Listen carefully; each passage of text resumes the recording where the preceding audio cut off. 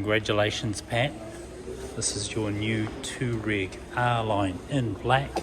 I know we've been waiting for it for a while, but because of course there's lots of things going at play as far as around the world and manufacturing's involved, I think it's been worth it. It is a stunning car. It's the Touareg R Line 210 kilowatt. Everyone wants one, and again there's only limited supply coming to New Zealand, and as requested you've got yourself a tow bar. It's detachable. I've got one of these on mine actually. It's very cool.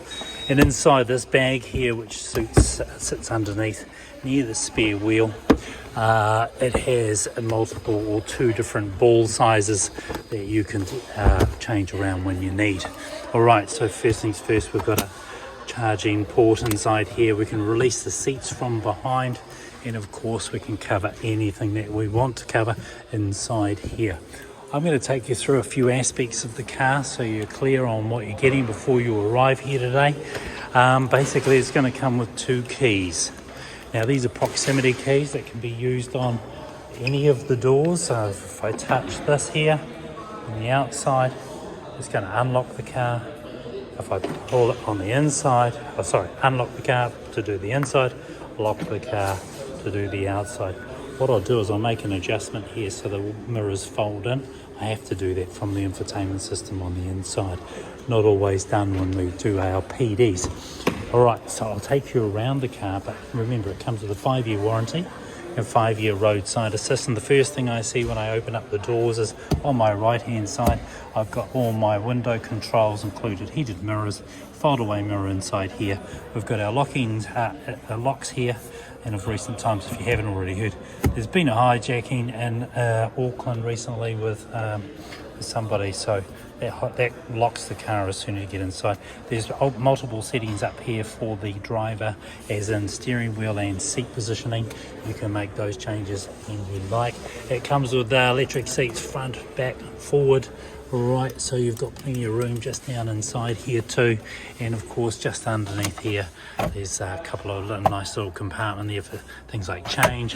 Your light setup on the right hand side here is obviously for your wipers front, rear, and then your lights on the left hand side. Now we're going to come back to all of this in a second. I'll keep going around the car so you get a fair idea of what you're going to drive away in today. Ambient lighting through here, just down to this here also. Then we've also got just down here a little gift from us, so thanks again for buying a car from us here at Tristram European. Plenty of storage and plenty of space in the back seats. There's a little compartment here, and then of course inside the ashtray there's a couple of charging ports, one being faster than the other, and then of course the classic 12-volt charger. If you want to pull the rear seats down, you can do, and the way you do that is just through here by pulling that lever. Those seats will fold forward. Isofix if you happen to have some grandchildren or children, and then of course inside the middle here is a handy compartment for refreshments. Not only that, but they're on the driver on each side, and the doors they'll hold a good size 1 litre bottle. Now nice little feature inside here too is all of these lights are just touch, so just touch it and the lights go on and off. Nice LED background. Alright, let's get into the back of the car again. What I do want to do is show you a little feature. My wife has a black car. She brought it home the other night. It had 5 little dents along the inside, and what we realised is it was set too high when it opens up. So if you want to make a change to that, just change it to the height in which you want it. Push this button here, it'll acknowledge with a twerp, and then that's as far as it'll go in the future when we want it to be at a certain height. Then we'll put it back to a standard height or all the way up. Again, I need an acknowledgement from the system. There you go, it's telling me it's all set to go. Alright, so I can do that. We'll go around to the rear passenger side. Now there's sensors all the way around the car. Back up little lighting through here, ambient lighting through the sides here, and again lots of room. Let's have a look at what the passenger gets. Well, the passenger is going to get electric seats also, and again quite a nice view into the car, and you've got their own separate compartment here. Inside the glove box, you'll find inside here all the warranty stuff and all the service requirements around the car. You'll keep that inside there so they can fill that in next time you're in. All right. Okay, let's get that inside there. Now let's go around to the front of the car. Yeah, so 5-year warranty, 5-year roadside assist. Being a diesel, this thing's going to kick off pretty quickly. And I also note that with these cars, they're kind of like a learning your driving style. So if you like to pull off the line slowly, it'll manage that. If you want to come off a little bit quicker, you'll need to put your foot into it. But hey, I'm not telling you everything to do. You'll learn it as you go along. Now with the R Line product, everything has got a specific upper class to it. With the R Line, it is the, I would call the top of the range in styling as well. Now you can see with this, once I get inside here, it is a cockpit to be viewed. Clear understanding of just the size of what we've got over here.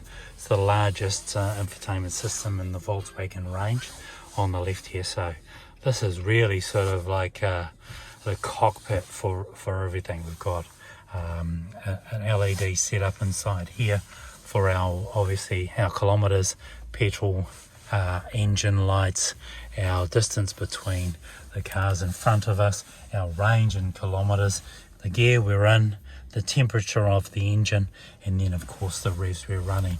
We're facing north and it's 1:08 in the afternoon, 16.5 here in the lovely Auckland today. Right, if I look across to my left hand side, I've got my infotainment system set on home. Now of course by setting that to home, I can see a number of different elements of the car. My phone, if it's connected, the radio station we're listening to, driving patterns and learning patterns. The report on the car, there is no report today, and of course it is Wednesday the 17th. I've got heated seats so I can see here at a glance. All I do is tap that, and as I go through it I can actually increase it or decrease it. I've got all of my fan controls, my air care controls all up in here.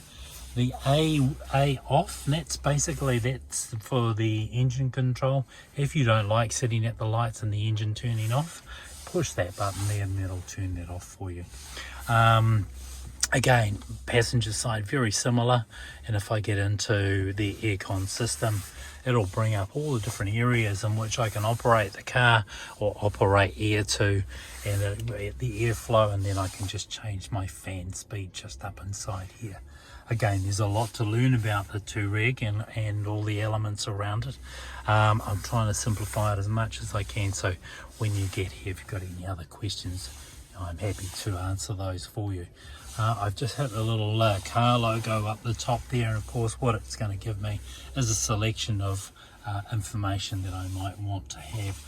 Obviously tyre pressures, and then of course oil controls, oil levels, driver. I can set up the driver if I want to. Then I can go into here and get a different selection of what I might want to see on the dash. If I go into settings, I can start looking at lights, background lights in particular. I can change those background lights all the way through.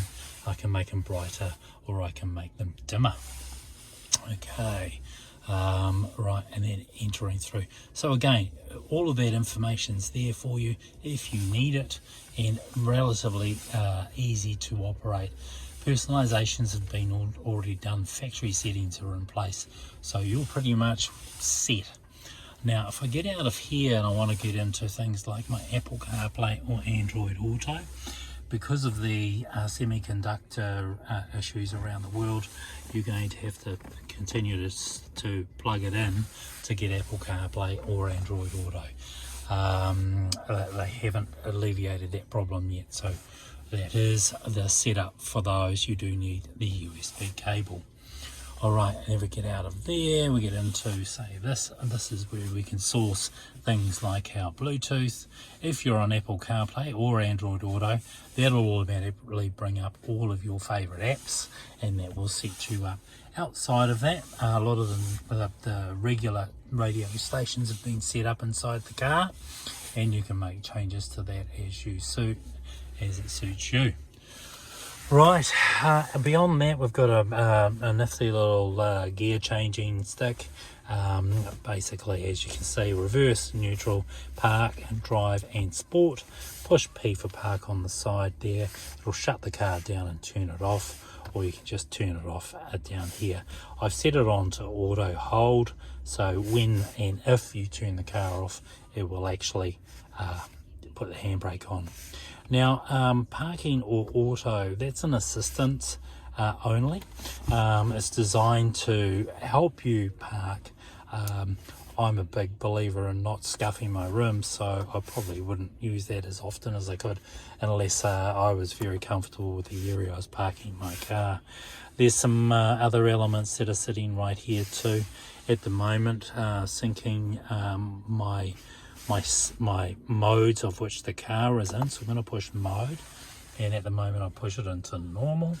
If I want to push it into say sport, all of a sudden a few things are going to change. In this particular case, because it's synced here, this is the suspension, air suspension, and it's got four-wheel steer as well. The car will go up and down. So if you happen to go off-road, for instance, we go into here again, and I can turn this dial left or right. If I go into off-road, the car is actually lifting right now. You can't hear it, but I can hear the pumps lifting this car to a higher level. Right, I'm going to take that back out of there and put it back into sport mode, and it's going to actually lower the car for me because the sync is on. All right, so you can manually change that. So in this particular case, because I know you're going back to Hamilton, you will probably run it in sport mode or even normal mode. Once you get used to it, sport mode will hold it in a gear slightly longer and be slightly heavier as you drive the vehicle. Right, so we go back into home, and again, using home is really sort of going to give me everything I need as far as what I want to see. In this case, here's our map, and then on the right hand side is our mobile phone. It's not connected at the moment, so if I wanted to do that, say I'm going to hit phone, right, and then I'm going to be looking for BT6124. Once I've got that, then basically I'm connected. It'll download my contacts and I'm all good to go. Right, let's get into the steering wheel. So the steering wheel is probably the most functional part of your operation, and it'll give you some insight on how to operate the car more effectively. Again, right hand side we've got our wipers, left hand side we've got our lights, and of course we've got some distance controls here. Cruise control and our distance control between the car in front of us is on my left hand side. My volume control for the steering wheel is also down here as well. So I've got one of these myself. Absolutely love it. So easy to drive and relatively simple to operate. Heated steering wheel, this little one here, really nice to have on those winter days. And then of course if I wanted to change my view, hitting view there changes the view in front of me. Now I call this here my library. I like to toggle up and down. I like to have different views of the car. So my assistance control is there, and then of course my audio, my phone, and then my car status is also here. It's got a heads up display. If I hit that, and that'll bring it up. So switch it okay to off and on displays. Right, as I said, if I start the car right now, it's going to bring up a lot of information. As I say, if I want to go through and make some changes, driving data is there. I like that one because it gives me just some information on the speed. Like for instance, I like to have the big speed number up there. Right, toggle up and down and speed gives me a big number. You don't have to worry about that because of course you've got that already inside the your infotainment system and inside your dash. Cruise control is basically set and reset, and the distance control between you and the car in front. Whilst I'm pushing this button, you can see the little grey movement down there. That's the distance between the cars in front of me and all the way through. All right. Listen, I think we've covered everything that you need to cover. You're sure to ask me a few questions when you get here. Thanks very much again for buying a car from Tristram European. And I also want to thank Barge and his team and Winger Group for their support and looking after us and helping us get to you and make sure you've got the right car. We look forward to seeing you this afternoon. So if you've got any questions when you get here, we'll address them. All right. Cheers, mate. Thank you.